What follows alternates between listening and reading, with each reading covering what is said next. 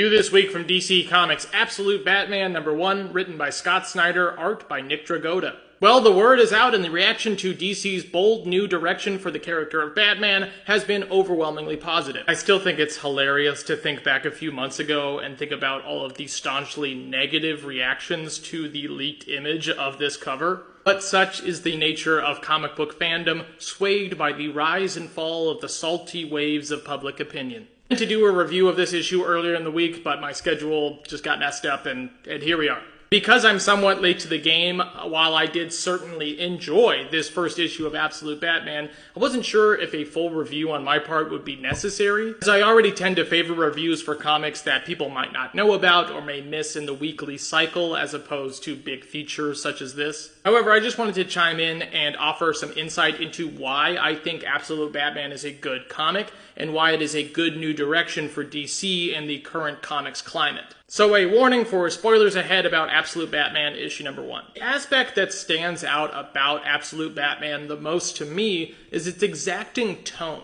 From the opening of this issue, we are plunged into a world where hope seems like a fleeting delusion. It is a common facet in Batman comics for gangs to be controlling the streets of Gotham, but never in this brutal of a fashion, with rampant mass murders and serial killings done by the party animals. I can't tell you the last time that I felt a real sense of stakes and desperate urgency in the way that this comic presents its world. Credit for this impact must go in part to the new character depictions that this issue unseats us with from the get-go, namely Alfred Pennyworth, our world-renowned secret agent/assassin that guides us through most of the story. The palpable sense of stepping into the unknown with Alfred certainly conspires into making this issue feel so unique. While characters placed in different circumstances like Alfred or Killer Croc certainly make for an engaging, really cool plot, but it's not necessarily an innovative choice, especially with all the comparisons already that this title is getting to the Ultimates universe in Marvel. What makes this issue so great to me is simply this growing, looming sense of dread that threatens to swallow Gotham whole,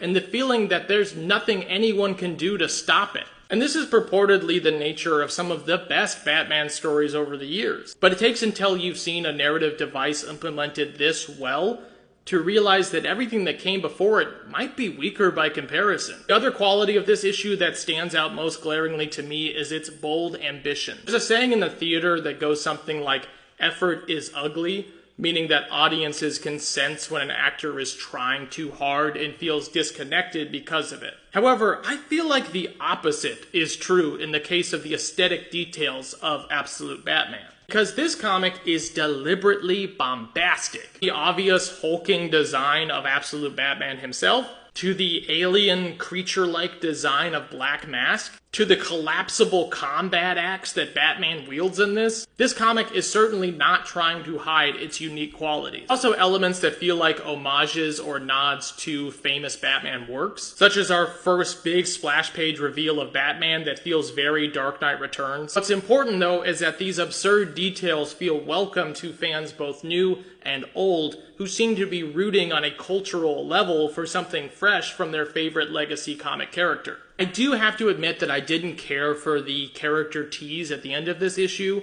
which felt framed in a manner more reminiscent of every other Elseworlds title, and I would rather this comic stand apart from the pack. Rather than flaunting the inherent difference of this universe and its quirky character inversions, I would prefer that the changes feel natural and organically included like they were in the rest of this issue. It honestly felt like that last page was a leftover from a previous draft from earlier meetings, which honestly could be the case because the character of Bruce Wayne in this comic was also redesigned. Does anybody else remember that? Because I didn't. I had to have a friend remind me that they originally teased the new Bruce Wayne with like a shaved head. It's fine that he didn't, but like, why did they change it back?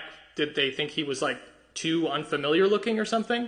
Overall, Absolute Batman has had a very real, resounding effect throughout the comic book community. It is thankfully here to stay with a third reprinting at the retail level, which is amazing. While I do consider myself invested in this new direction with this fantastic team, I do wonder if this title can maintain its monumental momentum and carve out a truly unique place in the comics pantheon with subsequent issues. or if it will ultimately feel like yet another particularly great Elseworlds title. Either way, see what all the excitement is about and support your local comic book stores and pick up Absolute Batman #1 on shelves now. I absolutely love the narrative device of the bat facts that young Bruce sees at the zoo that inspire him later to become Batman. And just the simple idea of bats are crazy really resonating with a young Bruce Wayne it's just so fun. People are absolutely right in praising and sharing Nick Dragotta's wonderful artwork in this book, but I just also wanted to highlight his paneling. The progression on this page is particularly great, seeing Bruce's fists land on the punching bag with every memory, and the way it's formatted on the page is so ingenious. Every new character design from the Absolute Universe so far is fucking badass. I love this page so much. It really makes you stop and just consider the ethos of all superhero comics, that these people, they need help. And this kid, he's gonna do it. He may be dressed like a bat, he may be crazy, but that's what it takes, maybe. I definitely think that Snyder wanted to go back to a Batman that strikes fear into his criminals. When you see this guy flying at you, what the fuck are you gonna do? This whole page was such a throwback to old samurai films and martial arts films. And I love that just when you think this issue has gotten as crazy as it's gonna get, this happens. I love the relationship that we've already kind of hinted at with Alfred and Bruce. It's not that Alfred is the mentor in this iteration of Batman. He respects Bruce. He respects him for being able to finish the impossible mission.